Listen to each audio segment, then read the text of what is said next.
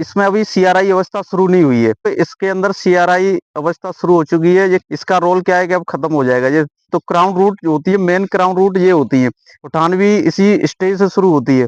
आप देखोगे पौधे, मेरा नाम है नीरज त्यागी, आप मेरे को सुन रहे हैं, देख रहे हैं खेती का ट्रीटमेंट यूट्यूब चैनल पे। तो मेरे को पहले से आप सब्सक्राइब करें, एक बार शेयर भी करें। ये वीडियो गेहूं वाले किसान जिन्होंने गेहूं लगा रखा है, गेहूं किसान वालों के लिए बहुत बड़ी फायदेमंद होने वाली है। मैं गेहूं की एक मुख्य सिंचाई की अवस्था के बारे में आपको बताने वाला हूं।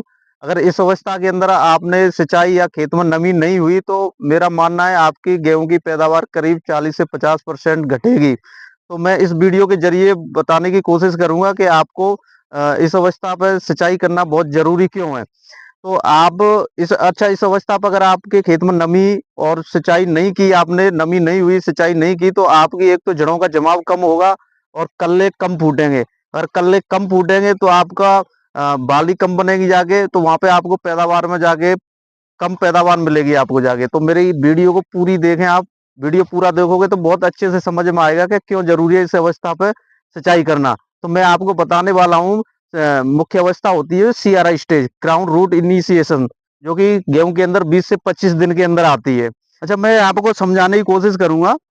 जैसे ये पौधा है, ये इसमें अभी सीआरआई अवस्था शुरू नहीं हुई है। ये करीब 20 दिन से पहले का पौधा है, करीब 14-15 दिन का होगा। ये सीआरआई अवस्था इसमें अभी शुरू नहीं हुई है।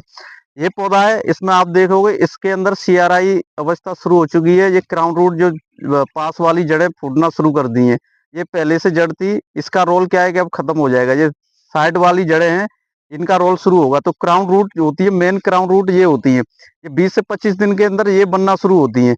जैसे आपके खेत में अगर नमी होगी, अगर आपके सिंचाई की होगी, तो आपकी ये जड़ें ज्यादा से ज्यादा निकलेंगी। तो ये मेन चीज आपको अच्छे से समझने की कोशिश करना। ये क्राउन रूट होती है, यही मेन सीआरआई अवस्था होती है। ये 20 से 25 दिन में निकलती है। ये क्राउन रूट से पहले का पौधा है। ये मतलब सीआरआई अवस्था से पहले का पौधा, इसमें एक सीधी जड़ है। इसके अंदर भी ये जो सीआरआई अवस्था से पहले वाली जड़ है, इसका रोल खत्म हो जाएगा। ये क्राउन रूट जो साइड से निकल रही है, इसका रोल शुरू हो जाएगा। एक एक ये होता है कि इसके अंदर जो फुटान है, फुटान भी इसी स्टेज से शुरू होती है। आप देखोगे पौधे के अंदर फुटान भी शुरू होगी। अगर आपके खेत में नमी होगी, अगर आपके खेत में सिंचाई की होगी, तो आपको फुटान भी ज्यादा देखने को मिलेंगी और जड़ें पास वाली ज्यादा फूटने को मिलेंगी।